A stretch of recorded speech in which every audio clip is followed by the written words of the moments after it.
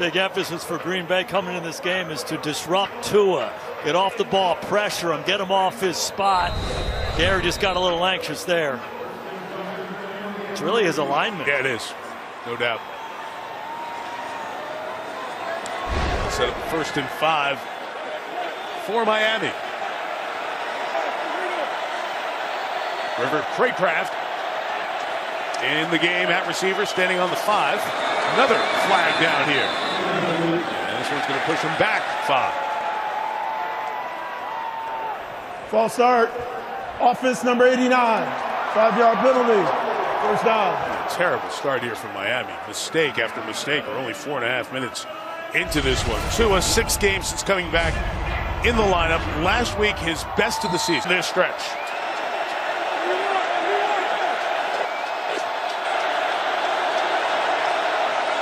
Check into this on 1st and 10. It's a run inside. Achane not going to go anywhere. Maybe even lose a yard there. Kenny Clark on the tackle. Here's Melissa. Mike, we have an update on Packers corner Corey Ballantyne, injured on the opening kickoff. The athletic training staff was looking at his lower right leg. He spent about 5 minutes in the medical tent where he walked gingerly. Then he limped to the locker room. We are being told he's questionable to return with a knee injury. All right, Melissa, they're already missing Jair Alexander. Ballantyne figuring more in on special teams. But still a loss for the Packers. Loss of 1 for the Dolphins, so 2nd and 11. And the look to Waddle was covered. Tua in traffic takes a hit. The bigger hit was Packer on Packer as Van Ness ended up colliding with Eric Wilson, who was making the tackle line. And a very late flag thrown because the players would not separate. Jalen Waddle in the middle of it. Xavier McKinney over there as well.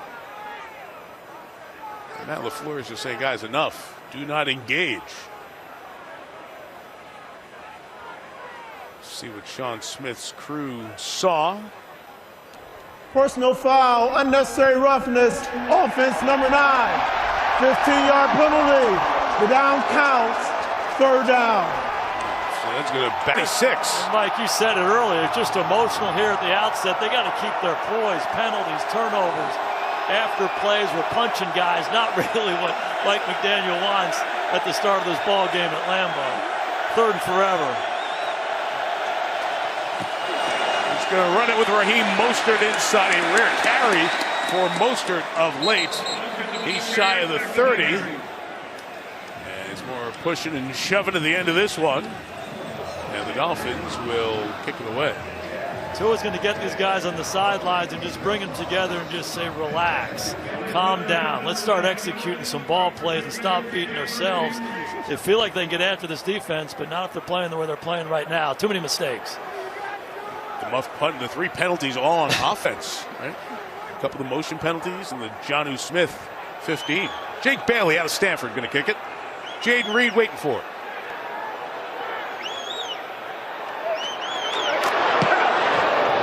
Pressure, got rid of it. Reed's going to get away from it. Be around a 50-yard kick, bounces out of bounds right around the 25-yard line. Made it a real destination.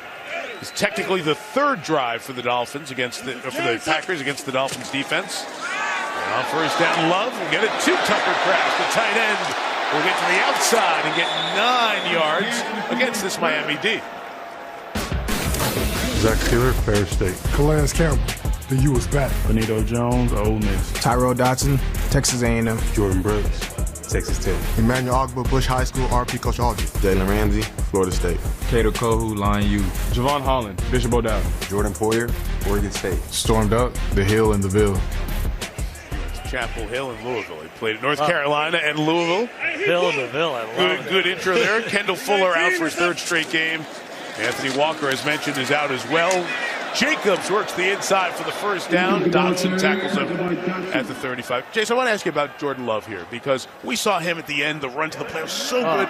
What did you see as you went back and watched him from the first 2/3 of this season? Duress a lot, and his decision-making has not been good in those situations. So he's healthier now. It looks like he's moving better. Hopefully he stays out of those situations and makes better decisions. Working 1st and 10 here. Scanning the field, and off of Wicks, and Kohou couldn't get it. And took the worst of it as he collided with Christian Watson. And Qtr Kohou is shaken up. The Miami athletic training staff out to look at him quickly. It was over the middle, a lot of bodies flying. Dontavian Wicks couldn't bring it in. About a minute or so, walked off under his own power. He is in the medical tent being checked out. Incompletion sets up 2nd and 10. And Love slides and throws. Jacobs out of the backfield. 42-yard line. Jason, they love the guy they had here, Aaron Jones. And they love the guy they've got now, Josh Jacobs. Matt LaFleur told us that Aaron Jones, hard to let him go, but once you got Josh Jacobs in the building, same kind of guy, has been such a productive player for him. And again, the physicality he's bringing to the team, making a difference. Jumping on 3rd and 3 again. It's Kraft. He catches it. And Tucker Kraft goes to the 41-yard line. 2nd year out of South Dakota State. Big part of this Green Bay offense. Gain of 17. Yeah, and this is that movement in the pocket by Jordan Love. He starts to the right. He looks right. He bounces back, and his ability to throw the ball off balance like that. You know, we saw when he missed the big throw early on in the game. You can say, hey, he's too bouncy, too jumpy in the pocket, and he misses the throw. Well, this is what you get, too. Able to throw with pressure in his face. And I'll tell you what, this Kraft, after he catches the ball, is dangerous. Tight ends, only George Kittle has more touchdowns this season. Big Kraft coming into the week. Jacobs with a spinning run for a couple, the 39-yard line. Jason, you start to look at the whys. All right, there's a couple of years age difference, similar amount of carries over their careers. We're balancing Jones and Jacobs. Sometimes the running back comes in and it's not an automatic fit, but this feels like each side has made it a great fit. No doubt. You know, we just saw a zone play right there, kind of a signature run for this Green Bay offense through the years. We've seen some more direct runs, and it's a marriage of what Jacobs likes to do, the direct stuff, with what they've been doing, and each side kind of making it work. It's been pretty effective for the Packers. Saquon Barkley, Derrick Henry doing more business on the ground this year in the NFL than Jacobs. That trio leading the resurgence of the running back. One of the stories of 2024. Yeah, don't underestimate the value of the running back. Here he is right here. He's going to come in motion, and this is one of those direct runs we're talking about. These are the runs that Jacobs has had so much success with early on in his career. Green Bay doing a lot more of it. It's good coaching. Adam Stanovich, the offensive coordinator. Let's get some things that our players do well, paying off for the Pack. 20, 19, we're good. Play 8 of the drive from the 28. Jacobs toss. 1 yard. Quentin Bell on the tackle. It's a little bit reminiscent of last week against San Francisco. Green Bay has come out sharp here on offense. They sure have. And the running back, you talked about the resurgence of the running back. Saquon Barkley and Derrick Henry and Josh Jacobs. These guys take so much pressure off of everybody. They make the quarterback's job easier, makes the receivers easier. So keep handing it to 8, keep feeding the guy the ball, and everybody's life gets better. Break for Jacobs. Emmanuel Wilson, 2nd-year man out of Fort Valley State, behind Love. He's got it and takes it to the 22-yard line. Keep yourself in manageable situations here with this persistence to run the football. 3rd manageable here. You're in the red zone again. If you're Matt LaFleur, you're thinking, hey, is this 4-down territory? And if it is, it impacts your call here on 3rd down. And Jacobs a little bit of a breather. They've run 15 plays. Jacobs has touched it 8 of the 15. Now rely on that young receiving core. 2nd and 3rd year players make up the Packer pass catchers. They'll run it with Wilson, 1st down and more. Wilson, 1st and goal. Just tripped up by Jordan Poyer at the 7-yard line. Gain this game. We got it right down to the loading dock. We do, don't we? JJ can get in there and drive it. Take it through. Ryan and Tom came out of the same draft. The right guard, the right tackle, clear the way there. Back to Jacobs. Following those guys. Inside the 5. Pushes the pile. Just shy of the goal line. power of Josh Jacobs. Sets up second and short. We talked to a lot of people in the Packers. He's going to get it again right here, Mike.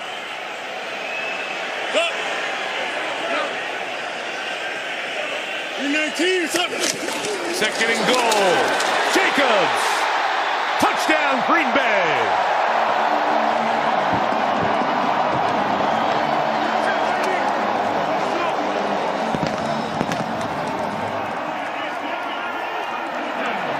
They almost got to love. A lot of pre-snap penalties. They turn the ball over on the punt. So they just got to settle down and get into the ball game. A lot of football to be played. Settle in and get in the rhythm.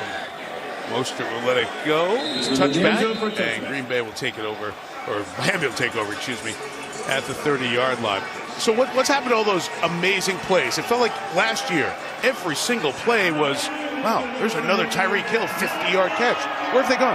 Yeah, well, the defensive philosophy is put a roof on it. Do not let these guys beat you down the field, force Miami to drive the ball. A couple weeks ago against Las Vegas, they had a 14-play drive, a 16-play drive, a 12-play drive. So defenses are forcing them to throw the ball underneath. They've been efficient, but the explosive plays have not been there.